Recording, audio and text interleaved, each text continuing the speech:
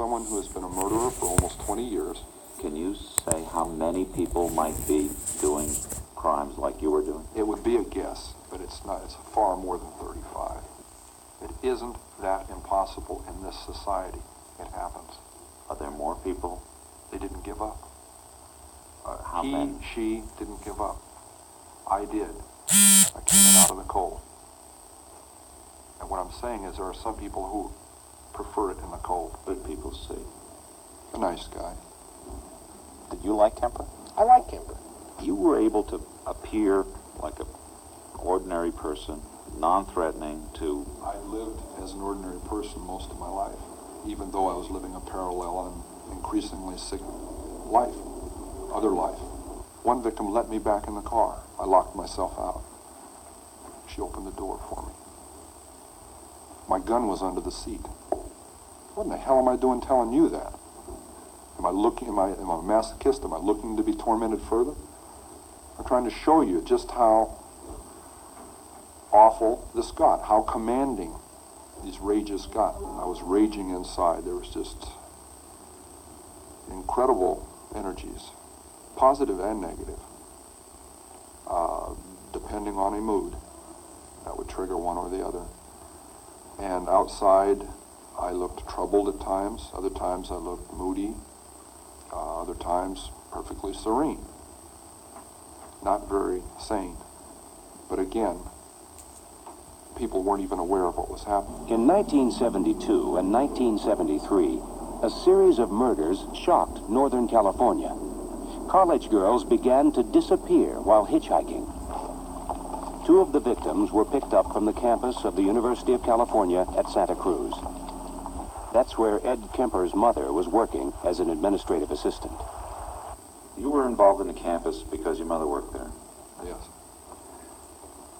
I was also involved in killing co-eds because my mother was associated with college work, college co-eds, women, and had a very strong and violently outspoken position on men for much of my upbringing.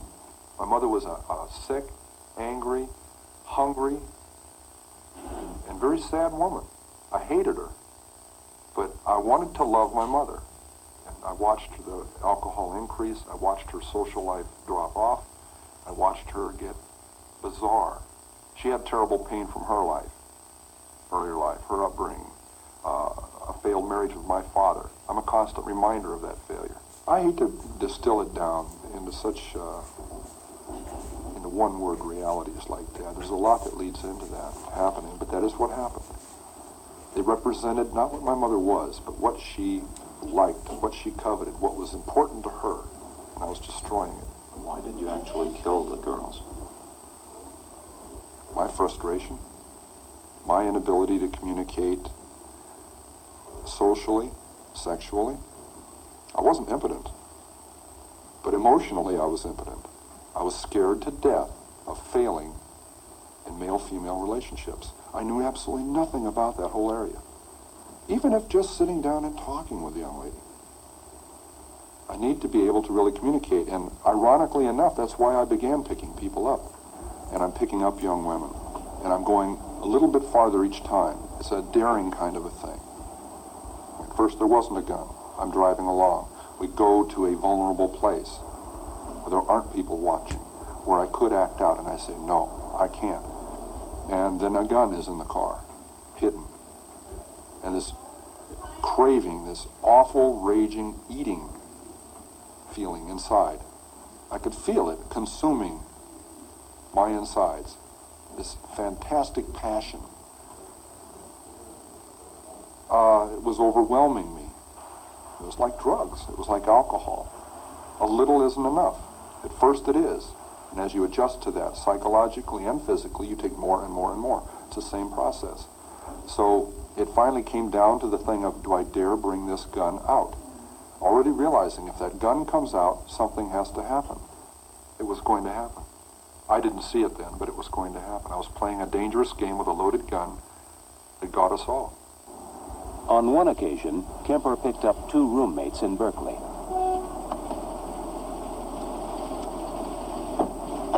In that first killing in May of '72, When that gun was pulled out, I launched it out. I had it under my leg, out of sight, parallel to my leg in the seat. It was something that had been thought out in fantasy, acted out, felt out hundreds of times before it ever happened. Kemper drove them at gunpoint to a secluded area near a park. He took one of them into the woods, leaving the second girl tied in the car.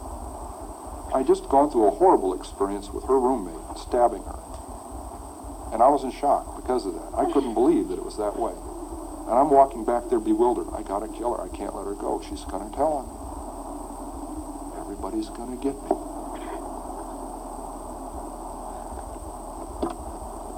She sees the blood on my hands. What are you doing? She pulled back and she gasped.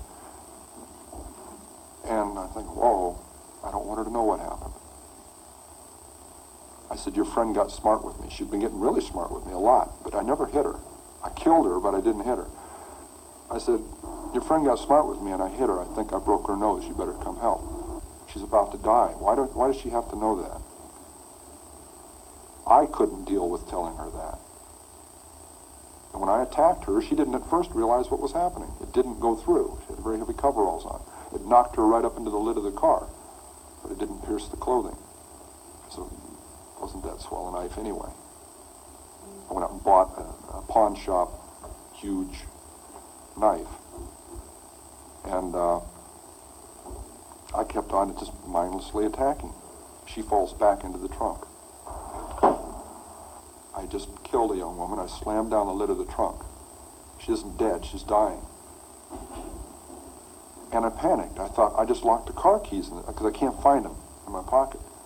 Oh my God, I locked them in the trunk. I'm kicking on the trunk lid and yanking on it. Oh no, I don't believe this. I started to run and I tripped over the gun that I'd had in my pants that I had totally forgotten was there. I stopped. I said, stop and think. I collected my wits. Check all your pockets. I picked the gun up. I stuck it back in my pants, now remembering I had one. I checked all my pockets, and there's the keys in the back pocket. I never put them in my back pocket. Everyone makes mistakes, and that's what we have to hope for. The more mistakes they make, the better their chances. I thought I was pretty slick, and went and tripped all over myself. That first two murders, the first 24 hours, there were 3 clear times I should have been busted, and I wasn't. Because 3 different individuals or 3 different groups of people got scared and minded their own business and looked the other way. Some of the people who are committing the murders, even as we speak, if they're doing it by themselves and they tell no one about it, they could go on undetected until they decided to stop. And the police wouldn't catch them unless we just happened to roll up on them while they were doing it. Even after police warnings against hitchhiking and an increased bus schedule on the campus, Kemper had no trouble picking up hitchhikers. Ironically, one warning advised riding only in cars with university stickers. Kemper's car had such a sticker. My mother worked at the campus, and I had an A sticker on my car, an obvious access, day or night, to the campus. I was picking up some very lovely young women. You know what we were talking about as we're driving around? Almost as often as not, this guy that's going around doing this stuff. And the second they started talking that, they didn't realize it, but they were getting a free ride. I couldn't touch that with a 10-foot pole, I swear. You know, but they'd be telling me all about this guy, and they're comparing notes and speculating on what he looks like, how he carries himself, why he's doing this stuff, telling me about it. So how come they get in a car with somebody at that time? She judged me not to be that guy. I didn't look like it. It was getting easier to do. I was getting better at it.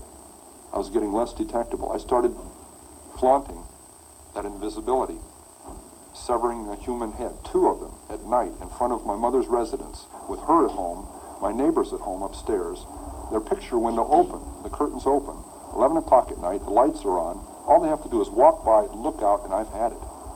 Why did you keep the heads? Why did you cut them off, and why did you keep them? Something out of my childhood. I could put it on an incident. I mean, my father chopping the heads off of our 2 pet chickens and my mother insisting that I eat them for dinner. You know, we could say it was something that simple. I don't think it was. Now, my dad heads out back with a hatchet. I got on my bike and I tried to stop it. I remember that. I got on a bike, rode around the block. I was crying. I haven't talked about that for a lot of years. I'm sure that may have implemented something. That may have gotten something rolling, but along fantasy lines. But it took a lot of years of development along those lines to really get off. But how are you able to, in 1 minute, have someone's head in your hand, and very shortly thereafter? Living through a fantasy, however that would relate to that severed head. And then 5 minutes later, I'd put that away, and there'd be a knock on the door, and I'd put it away and answer the door. And the landlady would be there, and we'd discuss it. Discuss what? Reality. Her reality, not mine. Some people go crazy at that point. I felt it. It was one hell of a tweak. I mean, to just flip out and not know where I was. To be walking up the stairs with a camera bag that belonged to a young woman that had her severed head in it. Walking up to my apartment, past a happy young couple coming down the stairs who nodded and smiled at me as they went by. Good evening. And they're going out on a date where I'd love to be going. And I'm aware of both of these realities, and the distance between those two is so dramatic, so amazing, so violent, that really, I could feel the wheels squeaking inside. That was really pulling on it. And I imagine at that point some people break. But I didn't literally go insane. I didn't get lost. And all this time, Kemper was able to seem normal. He even hung out at a bar across the street from the courthouse, making friends with policemen, trying to pick up information. They'd buy me a beer, I'd buy them a beer. Casual relationships, but I was poking around a little bit trying to find some things out. I knew they wouldn't be privy to hot information, but there were some things that were bothering me, like were there any speculations on how they were dying. Did the cops like you? Like I said, a friendly nuisance. I got in the way, and it was deliberate. Again, friendly nuisances are dismissed. How did you get the knowledge to outsmart the police? Watching television, believe it or not. Joseph Wambaugh.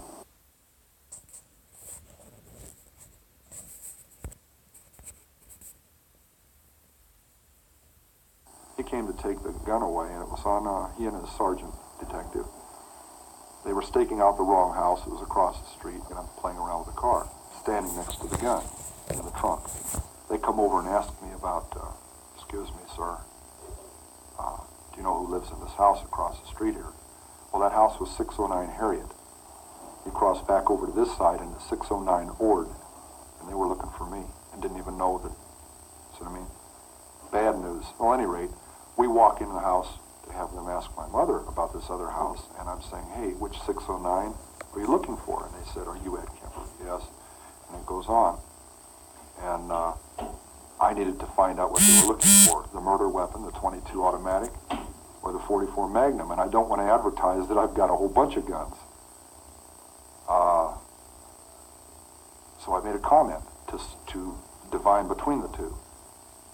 And I said, yes, quite a little gun, isn't it? And he retorted, a .44 Magnum, I hope so. And I said, whew, okay, because that loaded .22 was under the front seat and guaranteed me an arrest right on the spot. And .44 was in the trunk. I forgot that. I took him in the house, we went into my bedroom, and the closet doors open, and I have a high-powered rifle with a scope on it. You had some other stuff in the house, too, yes? Yeah.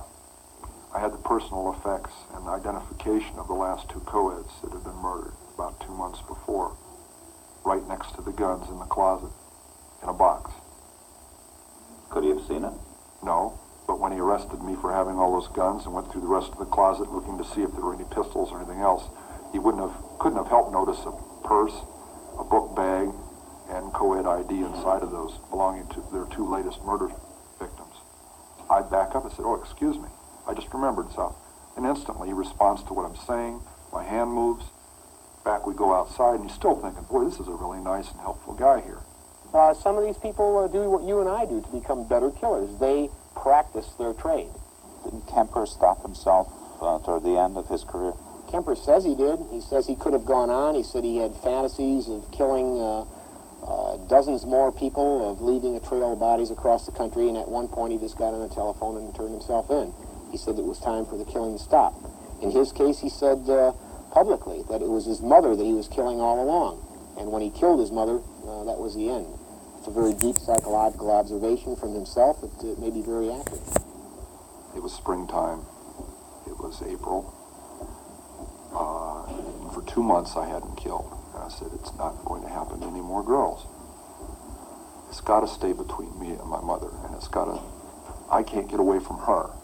We're still fighting. She's still belittling me. I'm like a puppet on a string, and I entertain her. She knows all my buttons, and I dance like a puppet with that pain. And it had even gotten physical, to where I had physically grabbed her and thrown her onto her bed, trying to emphasize a point that I was threatening to kill her.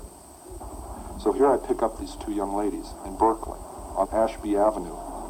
One has flowers in her hand, petite little dolls. They're in granny dresses, and they're hitchhiking, a couple of real experts. I want to see how together I am, if I can resist this temptation.